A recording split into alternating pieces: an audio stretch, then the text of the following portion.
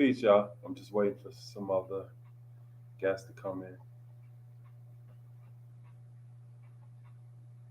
Let me know if my sound is all right, please.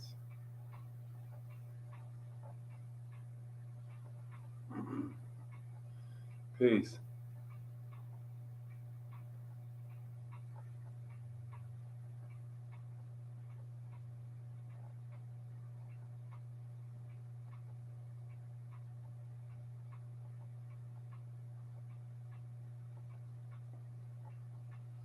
So tonight I'm broadcasting live for the first time.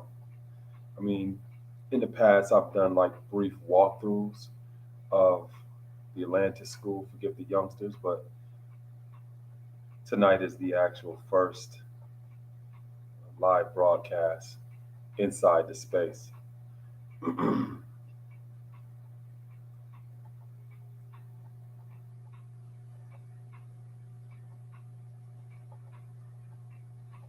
I was inspired, so I just wanted to come on for a bit and just build about the importance of institution building and really being invested in practical change in our families and our communities.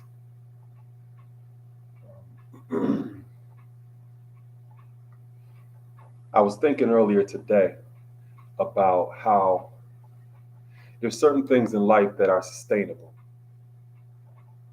Thank you. I appreciate that, Raheru. There's certain things in life that are sustainable, that stand the test of time. And now that we've moved into a social media age where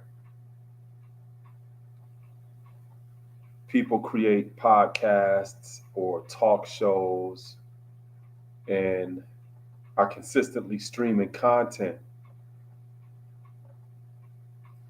that only goes so far. If we're not actually living a life of value where we're really actually contributing to our families and our communities and we're doing work within our purpose and have a passion for it, if we're not doing that, then the type of content that we're striving to create, the podcast that we're sitting around striving to have conversations about, we're going to put ourselves in a position where now we're constantly chasing ambulances. We're always looking for something to talk about because obviously our life isn't full enough for us to simply talk about the things that we do, the relationships that we have with others, our experiences. And if you have a life that's enriching like that, you always have something to share. You always have something to talk about. You always have something to write about. But unfortunately, there's a lot of people who are creating platforms and they're not living a life of substance to begin with. So they start off as if it's a sprint. And they may have some good conversation to begin with and good topics that they're discussing. But eventually, you always see these platforms fizzle out. Most of them don't even go strong for a year. They may go strong for a month, a couple months, but then you start seeing them decline. Why? Because the people who are creating these platforms are not really living a life of substance. They're not really having enriching life experiences that they're able to share about, or they're not connected to others who have those type of relationships of substance. So they may start off strong, but then eventually they have nothing to talk about unless some celebrity does something over here or this current event happens. Now they have stuff to talk about. That's not sustainable because your content is reactionary. You're riding waves, you're not making them. And this is the conversation that I've had over the years with various different people in various different ways in order to encourage them, hey, the real value is in living life, really finding your purpose and your passion. And if you choose to create a platform and discuss that purpose and that passion and the relationships that you're establishing and you're enriching experiences in life, that's cool. You don't necessarily have to. But when that platform is gone, you're still living your life. So there's certain things that are not sustainable that don't stand the test of time. And one of those things that are sustainable, that do stand the test of time, is investing in institution building, brick and mortar institutions, not virtual universities, not abstract alchemist laboratories or things that people are building in a meta universe. Now I'm talking about actual brick and mortar institutions. I mean, until we advance the technology to the point where people can eat a meme or eat a hashtag or the things that people post about, unless you're able to put that into a 3D printer and produce it, these things don't stand the test of time. Yeah, they're going to have a digital imprint. They're going to be a digital footprint that's going to last for however long we have electricity or the internet. But it ultimately really comes down to what is practically happening where you live at. What are you actually doing? You know, I could get on here, and that's the reason that you don't see me posting every single day. I'm not a obsessive compulsive poster. I have too many other things going on. And when I get to the point where I feel full enough to share some perspectives about some of my experiences or thoughts that I'm having, I utilize this platform to do it. And I've been consistently doing that for years now, not only as a vlogger, but also as a writer. Because the type of life that I live is rich content because I'm always doing something. I'm always involved in some kind of project, program, and initiative. So there's always something to talk about if I choose to share. And that's where the real value is. Now, I wanted to come on tonight to just broadcast for the first time on site in my Atlantis School for Gifted Youngsters. Those of you who've been checking out my channel, you've seen me sharing about this for quite some time. And those of you who are connected to my Instagram, which is at Atlantis Build, or my Facebook, you can go to my Facebook page, the Atlantis School for Gifted Youngsters, and see my progress since I had this determined idea, and see step by step how, through the support of many of you who've been checking out my content over the years, I've been able to help make this manifest, not for myself, but for my community. And it's important that I share this because a lot of times it can get very disappointing and overwhelming if you're constantly seeing people on social media sharing empty posts or things that they hope to do, wish to do, want to do, might do, but no real evidence of what they're actually doing. Or if you're watching social media and the news and you just see all of the negativity that's going on and a lot of the issues that we actually have in this society, you could get very disappointed being constantly inundated with all of that type of content. So it's always important to take time to show people what hope looks like, what evidence and opportunity looks like. The Atlantis School for Gifted Youngsters is a private learning institution that I established a few years ago. And the basis of it is an early childhood learning center and an after school program. So it focuses on school age children and provide them with a culturally enriched education that they typically don't get in a public or even a private or charter school environment.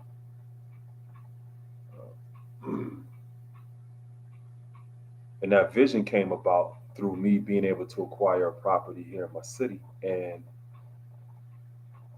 I wanted to help consolidate a lot of the various different things that I do into one brick and mortar institution that allows me to have this type of platform to continue to do the work that I do and serve youth within my community. Over the years, I've been involved with various different projects, programs, and initiatives um, in partnership with or under the 501c3 umbrella of some organizations or institutions. And I wanted to make sure that I was able to create a space that is a single representation of all of the various different things that I do, where I'm able to freely serve and express these life experiences in my education and my purpose with you.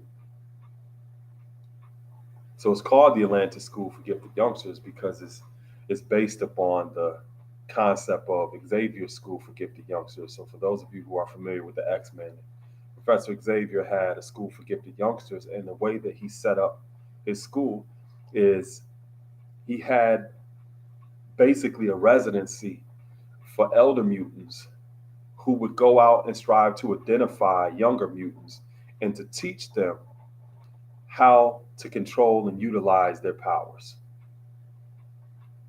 So the basis of that gifted school was youth advocacy and community outreach, striving to identify youth who were gifted and who challenged in terms of striving to fit into a society that oftentimes doesn't embrace them or recognize their strengths. That's the exact same parallel with BIPOC people, Black, Indigenous, people of color. Those of us in this society who have been historically marginalized,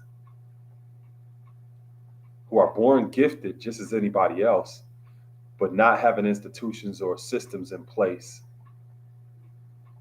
across the board that enables us to find our purpose and passion in life and learn how to use our powers and control them. So I wanted to create that same type of space. And that is why I established the Atlanta School for Gifted Youngsters. So it's through my network of some of you who are watching, and then some people who are not watching, who have various different skill sets that are going to be a part of helping raise the consciousness of the youth who are able to actually participate in the projects, programs, and initiatives that I have here at the Atlantis School. And I've been documenting this every step of the way because I want to create a template or a model for others in other communities who have the vision and the work ethic and the willingness to sacrifice to create institutions like this as well where they live at. So as I mentioned, if you go on my Instagram at Atlantis Build, or if you go to my Facebook page, Atlantis School for Gifted Youngsters, you'll be able to see the documented progress of establishing this institution. And again, the importance of documenting this is to inspire, empower, and educate others that may want to do the same thing in their communities. Because a lot of times people are under the impression that they have to do this, they have to do that, and just the idea may become overwhelming in terms of I would like to build a institution, but how? So I wanted to show people the possibility and to ultimately function as a consultant for people to be able to see this themselves.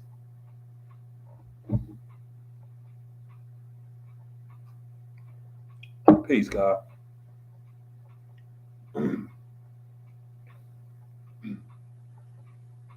So again, this is really just a culmination of all of the work that I've been doing over the years.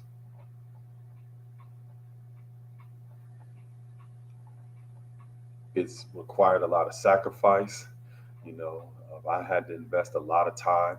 You know, there's been times where I see peers or colleagues going on vacations and enjoying themselves, and I sit and think about it. I'm like, man, I can go.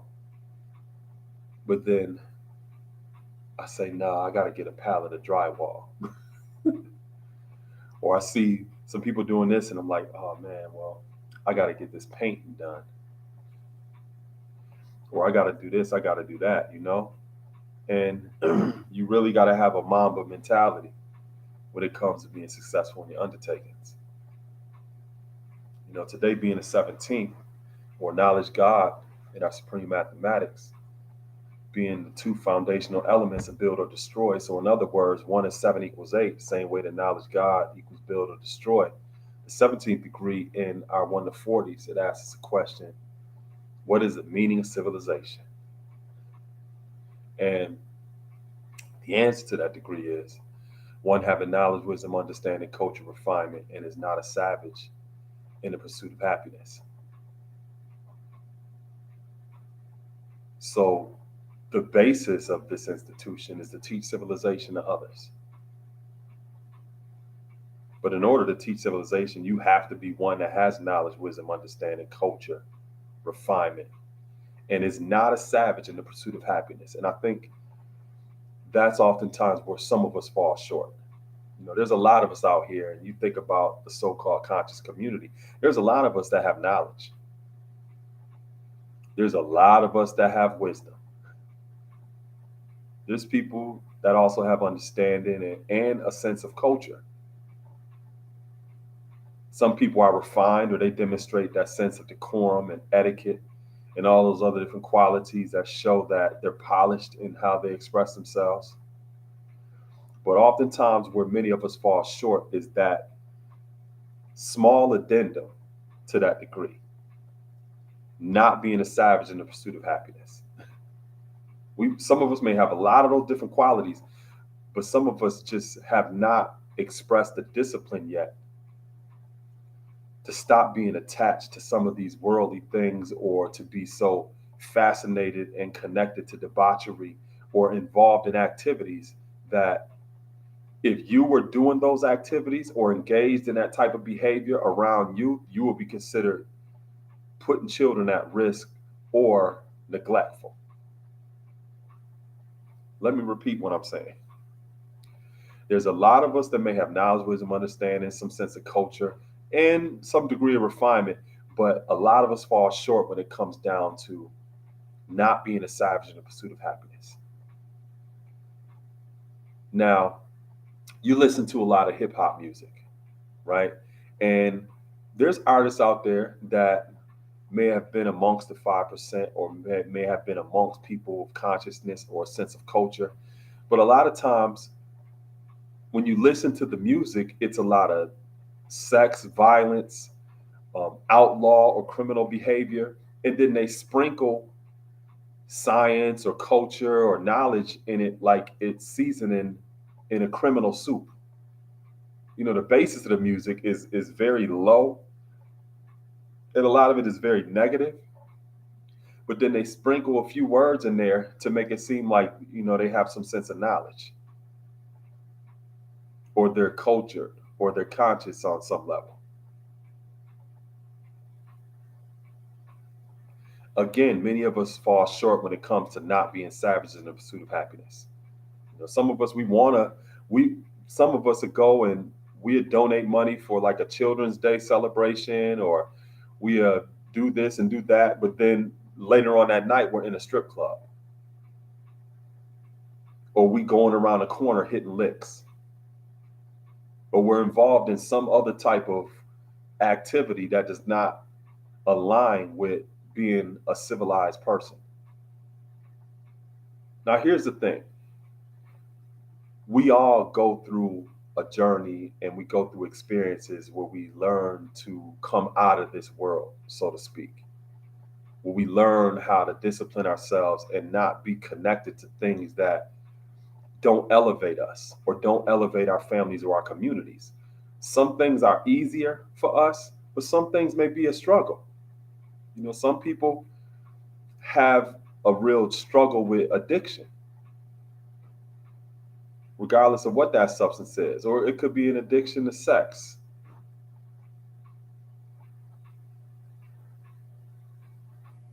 We all go through those journeys in terms of striving to elevate our consciousness and striving for perfection. The challenge and the problem is some of us think that it's okay to constantly still entertain activities or behaviors like that and do things on the other side. It's like a double consciousness, you know? And we oftentimes hear you can't serve two masters, right? You also can't go in two directions at the same time. So, in other words, if I want to go to the left, but then I also want to go to the right, ultimately, I'm not going to go anywhere because I can't decide which direction to actually go in because I'm committed to two totally different directions. And that's the state that many of us are in. That's what stagnation is, our inability to move in a certain direction.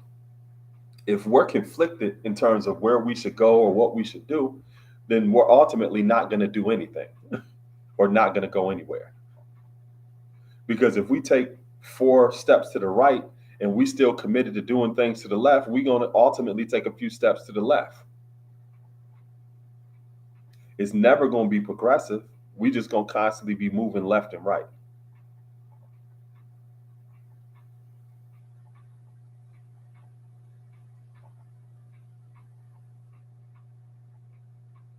So when you take it all the way back to our wisdom degree or our second degree in the 1 of 14s, we learn that a savage is a person that's lost the knowledge of himself and is living a beast life. So when we say that we're not a savage in the pursuit of happiness, what we're saying is that we're not a person that have lost the knowledge of ourselves and is living a beast life. We're not living below a perpendicular of being upright. We're not living horizontal. And that seems to be one of the biggest struggles for us. And a lot of it has to do with we're living in a society where we're constantly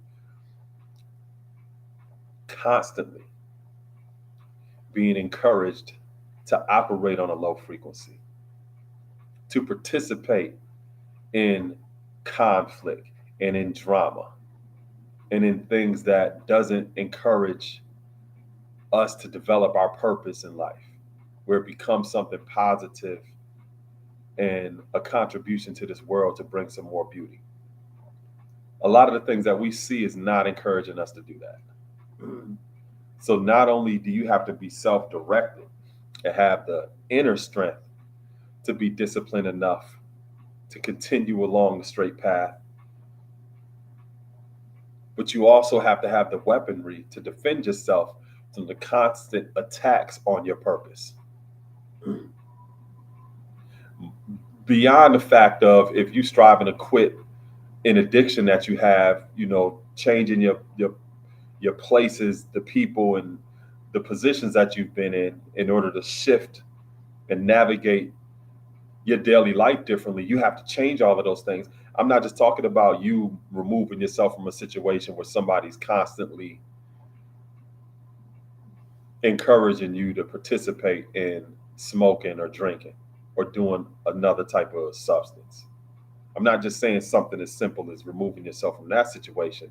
I'm talking about your identity or your sense of purpose being constantly under attack before you even step outside of the door and come in contact with another human being. All you got to do is just pick up your phone. As soon as you look on your phone, you see content that you have to scroll through that appeals to your lower nature, that you're going to have the weaponry or the ability to retort. It's almost like you fasting, and if you haven't fasted before or you haven't fasted in a long time, as soon as you make that decision to fast, you're going to see all of the food in the world. You're going to see all of the ads on your social media. You're going to see all of the commercials on television. You're going to smell all of the foods as you drive in different places or go in different places in the community. And you're going to constantly be under attack when it comes to testing your constitution or your integrity or what you stand for.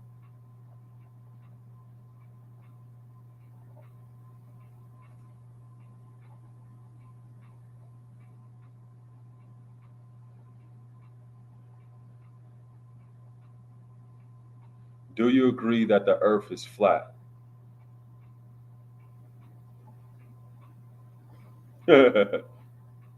I'm not even talking about the flat earth.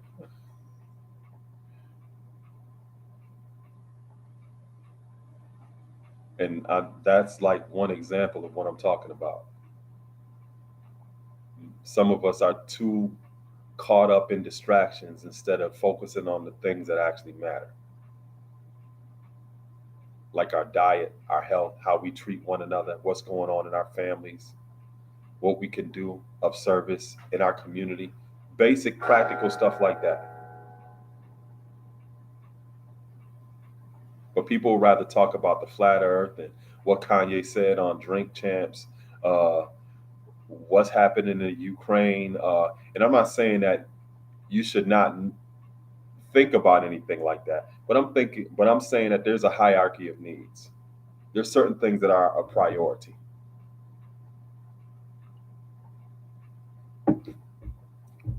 There's certain things that are a priority. And what I'm talking about right now is the priority of institution building. Yep, I'm talking about that priority. And if we're talking about flat, if you're building an institution, especially from the ground up, you need to make sure that the land is flat underneath it or the foundation ain't going to be solid. So if you want to talk about the earth being flat in that context, yeah, when you building a building or an institution or anything else, you better make sure that the ground is level. Because if it's not leveled or sound, it doesn't have that integrity, then everything that you build on top of it is not going to be solid.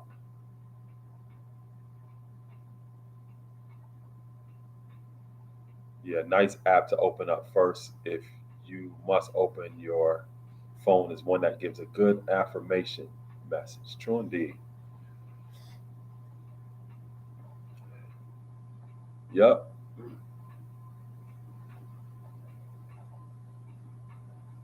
So yeah, I wanted to broadcast tonight inside of the space, just to give you a glimpse of my learning center. Because a lot of times you have people talking about, oh, they doing this and they're gonna do that, and they never show you nothing.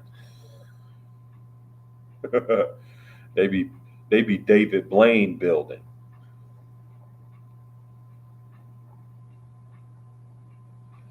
Yeah, social media should be very intentional. You know what I'm saying?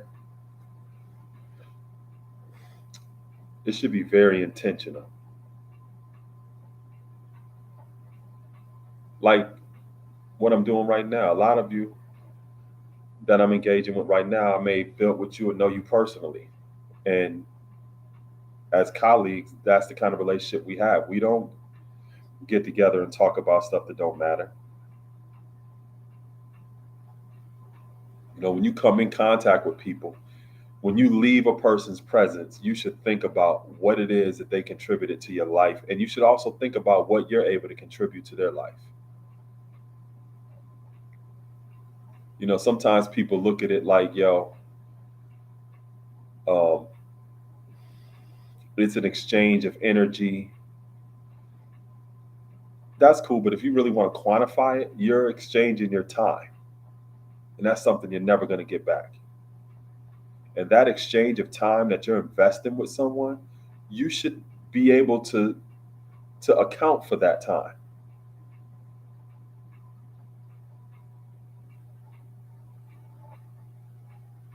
You should always be able to account for that time. Not only in terms of what you've learned or what you've got out of that situation, but being dedicated and committed to making sure that you're not wasting somebody else's time.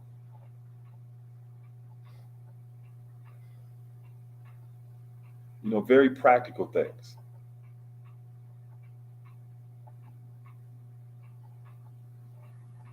Oh, word, that's cool. White boy from England.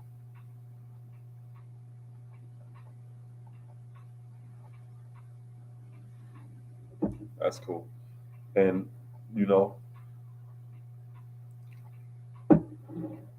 that's why I even do this, so that people can get something out of it. Something I say or something I share, you can literally take and apply it to your life and use it as something valuable. That's why I'm never on here for no 2, 3, 4 hours.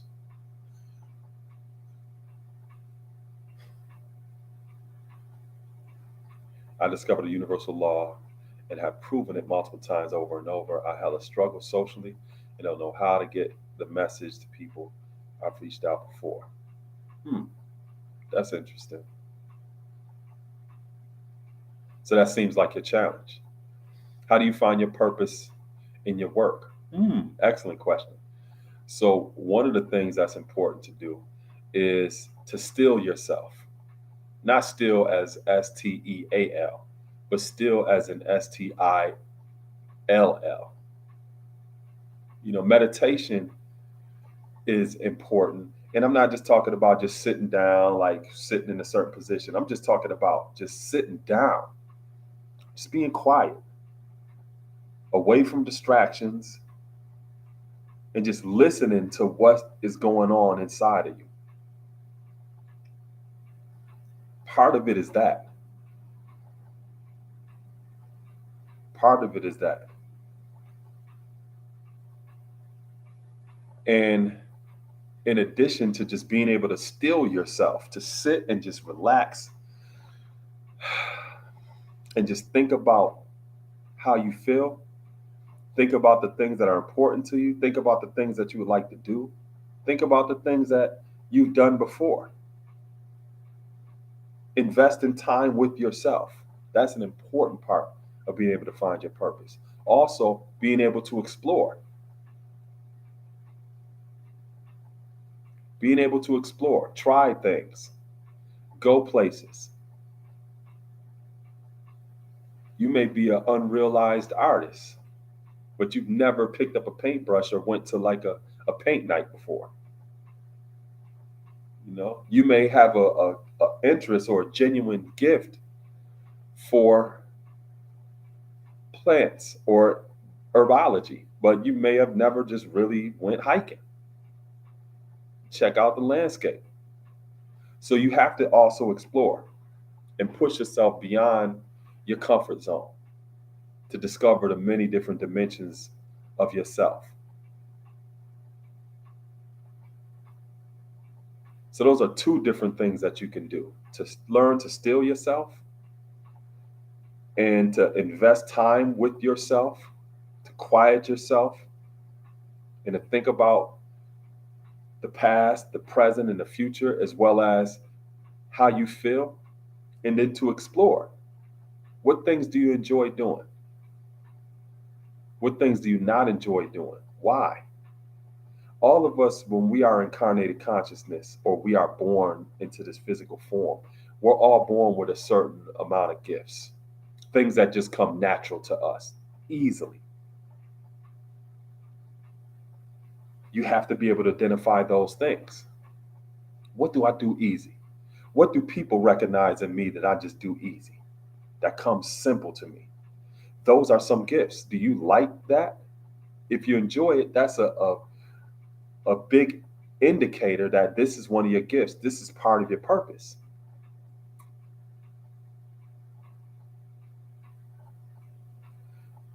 Some people, they just have a gift for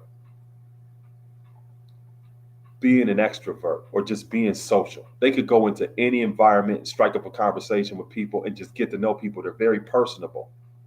They have a gift for that, right? Now you can look at that gift and be like, wow, they're very social. They're able to just strike up friendships easy and get to know people, right? But when you look at that, you also have to find out how that purpose becomes a passion to produce something. How that purpose becomes a passion to produce something. What do I mean by that? This same person that's social, that can go into a room and easily be able to just meet people and make friends, and they have that ability, this same person may not want to be an entertainer. They may not want to be an entertainer. They may not want to be a host on a talk show, or they may not want to be a host for different type of programs or events or talent shows. They may not want to do that, right? This person may be more comfortable working in retail. That may be more of their niche. They may not want to be on stage, but they may be good being in an environment where it feels like a stage on a personal level. Or this person may want to be a bartender. They still have those same type of abilities to create those relationships with people and be social. Or this person may find a knack for wanting to be a therapist.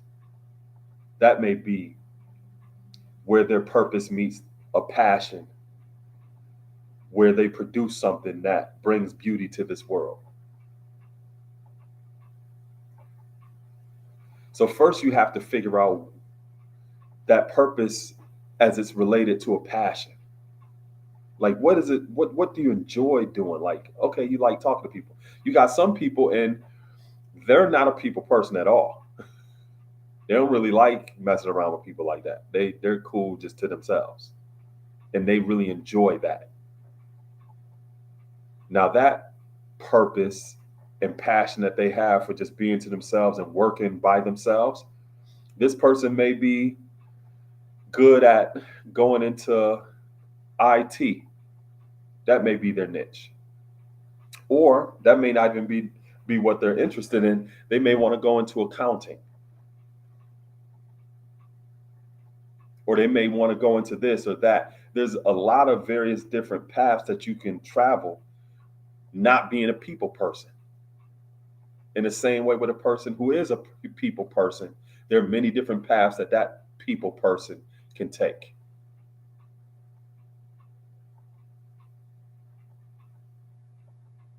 So you really have to find out, where is the passion connected to that purpose? What is a gift that you have? Now, even though we're all incarnated consciousness or we're born with gifts, there are other things that don't come as easy to us, but they still could be a gift if we work at it. Now, some people will look at me and they'll think, wow, you speak well, you are a effective public speaker, you know, you have confidence and this, that, and the third. That's not me naturally. I never seen this as like a natural gift or anything like that. I have siblings who are way more gifted in speaking publicly and extemporaneously and are way more social than I am. I'm not even a very social person. I've had to learn to become more social just simply because of the things that I do. But that's not what I would prefer. I prefer to be in the background, to roll my sleeves up and get the job done. But because of this path that I've traveled, I had to learn to develop certain qualities and skill sets that I can take with me along this path. Things that never came natural to me, I've had to work at. But just looking at me, some people would not even think that. Growing up, I was, and I'm still not that person that walks into a room and they have to be seen and heard. They got to say something. I've never been that person. I've never been the person to say, yo, I'm going to be the leader. But because of my qualities, I've always been the type of person that's chosen to be a captain, to be a leader, because of my character and the qualities that I express, not because of my mouth, not because me saying, yo, I'm going to be the leader and y'all need to follow me and all this other stuff. That's never been my disposition. I've always been encouraged and kind of nudged and pushed to be up front. And it took me years to reluctantly accept the fact that people recognize some of my leadership qualities that I've never really recognized in myself. It took me time to learn to be able to accept that.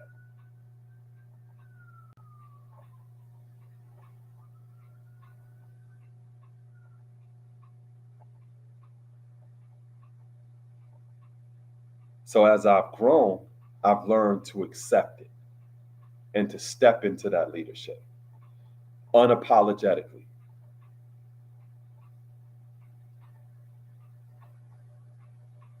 But these were qualities that I had to learn to develop over time.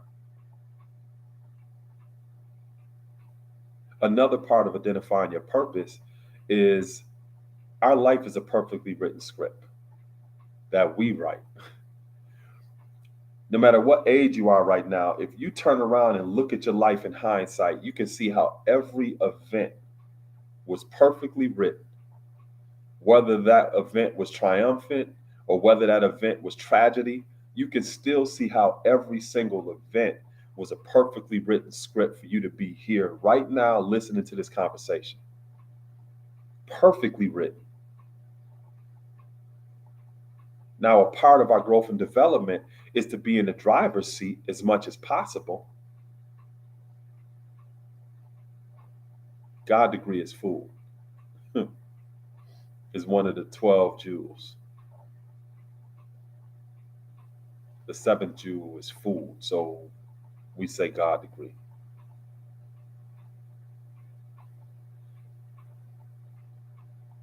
RZA has a song where he talks about the 12 Jews. So if you want to learn what the 12 Jews are, he tells you exactly what they are in that song called 12 Jews. I think it's on the Gravediggers album.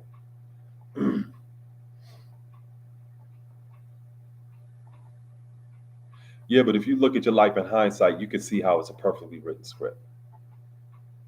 And if you look at that script, you can see indicators that show you part of your purpose. Let me give you an example. When I was Right before I got into my teens, my old earth came home one time and she gave me and some of my siblings buttons with images on it. She gave me a button with a man sitting with his hand like this on a rock. I didn't know what it was. And I asked her, and she said, "Oh, that's a famous sculpture called the Thinker. That's what you are. You're my child. That's the Thinker." So she identified that in me very early. And as you can see, I think a lot. I may not talk a lot, but I think a lot, right? By the time I got to second grade, I co published my first book with some of my classmates called The Runaway Pizza. So in second grade, I was writing books along with my classmates, and I was always into reading. My old earth had a personal library. My old dad, he would read all of the time. My grand old earth, she had her own library. I was always around books growing up. I always loved reading. I always loved writing. English was always one of my favorite classes. When I got to middle school, I was introduced to Edgar Allan Poe, who became one of my favorite authors. I also used to take books from my old Earth library all of the time by Khalil Gibran, who's considered the prophet. He's from Lebanon, very famous poet and writer. I still have all of his books. Khalil Gibran, as I got older, I realized that he was born on the same day as me, January 6th. And growing up as a child, it always felt as if he was literally writing the things that I thought, putting words and arranging them in a way that I would.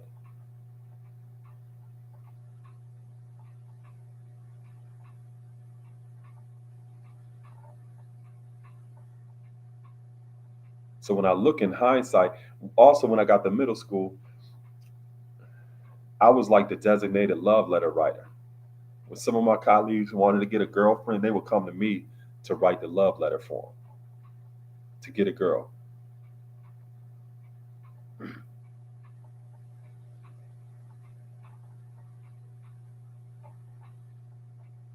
So I was always reading and writing, you know? So here I am at my age right now. I've published over 23 books personally, but I've helped more than 2 dozen people self publish. I've written almost 400 articles at my Atlantis school website, and I've written numerous articles for various different publications online and offline around the world. That's clearly one of my purposes in life that I have a passion for, that I'm using to produce beauty into this world.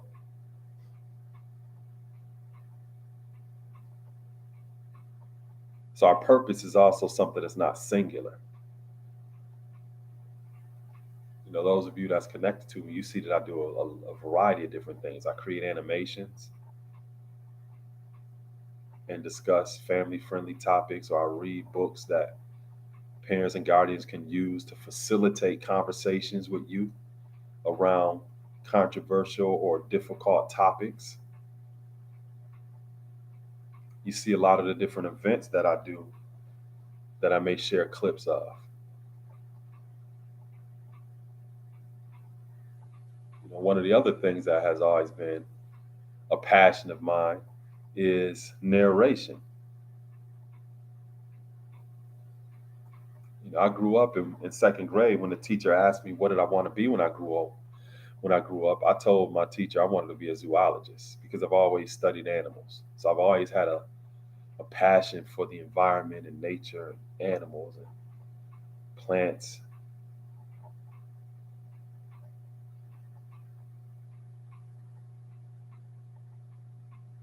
So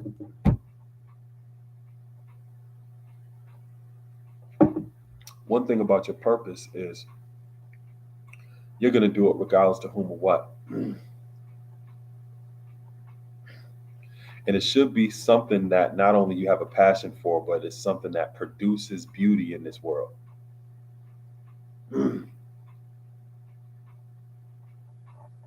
Were you shunned upon your reading early or being in academics?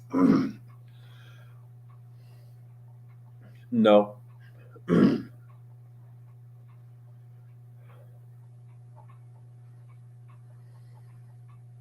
No, I wasn't. In terms of academics, I was always a mediocre student going through school, except for like subjects that I really enjoyed. And part of my enjoyment for some subjects was how the teacher actually shared it. Now, I was looking at my high school transcripts, my middle school and high school transcripts, like about a last month. And I'm like, damn, I was a mediocre student. I really didn't push myself like that. So I have some understanding when I also see young people who are not really pushing themselves or committed to school as well. We can also find purpose by merely lessening the sort of suffering in the world. True. And lessening that suffering, it has to be expressed in a practical way. So, for example, you may live in a community or neighborhood where you have elders that may not have frequent access to get to the grocery stores, or they may not have someone to rake leaves in their yard or shovel snow or something. And because of their inability to do those things, some of our elders in our community suffer behind that. So stepping in to be able to assist in that capacity is lessening that. And there's purpose in that.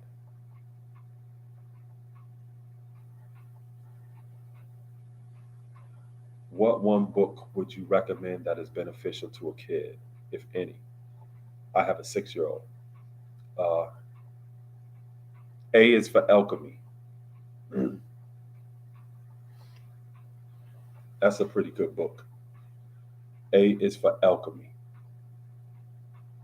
And the book is good because it introduces children to words and concepts that they're not necessarily going to be introduced to in the public school, private school, charter school setting, or just generally just being out in the community.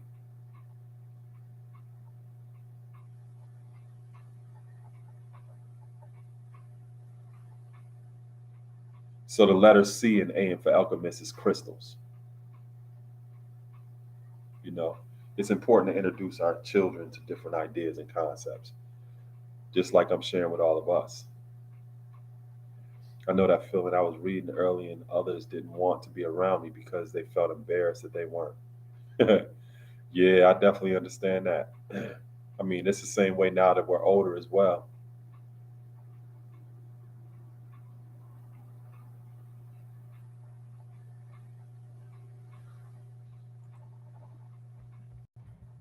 So, in the chat, I put some information for y'all if you wanted to support my Atlantis school as well.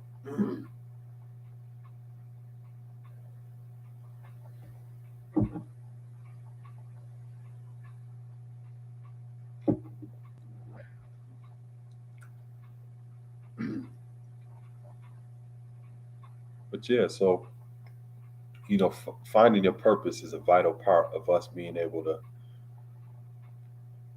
have the passion to produce some beauty in this world.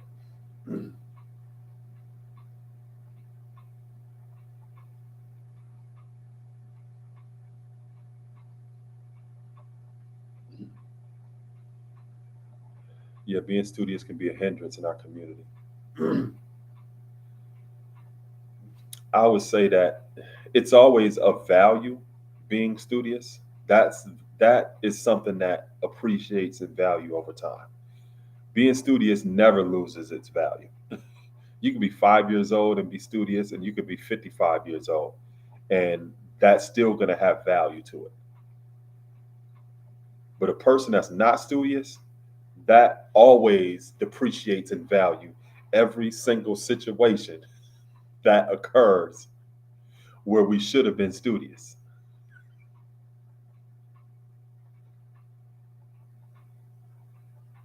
Being studious can sometimes, a person can become ostracized because of that, you know.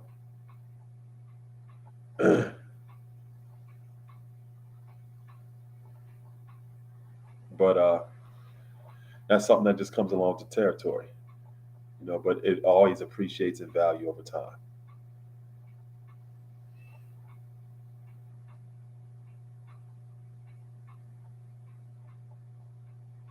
It's funny. I was listening to. I'm not sure if y'all familiar with $1 Million Worth of Game, Gillian Wallow, but Wallow was saying, he was like, "Yeah, all of the people that y'all was calling nerds. Remember the people that y'all was calling nerds and clowning them and all of this other stuff? He's like, they run the world right now. They the ones that's designing all of these apps and creating all of these different technologies, and they the ones creating the algorithms and enriching themselves that y'all following, and y'all was clowning them. It's revenge of the nerds." I was like, yo, that's wild, man, but that's funny. You know, that is hilarious.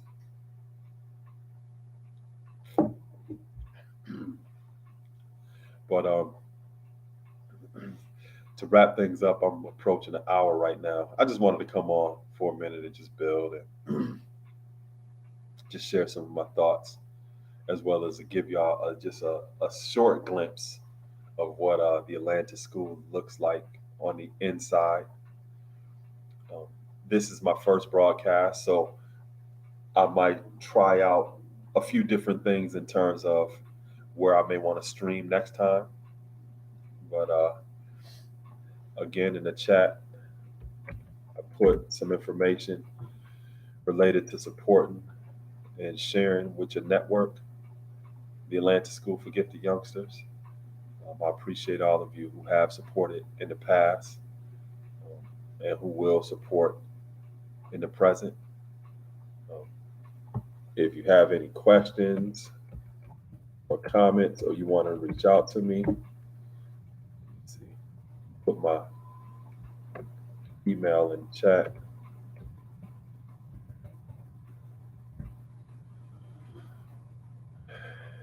That's my email, atlantisbuild@gmail.com. If you got any questions or concerns or anything, feel free to reach out to me.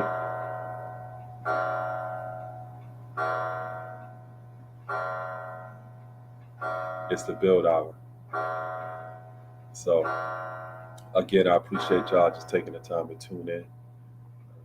And I see you again another time. Thank you. Peace.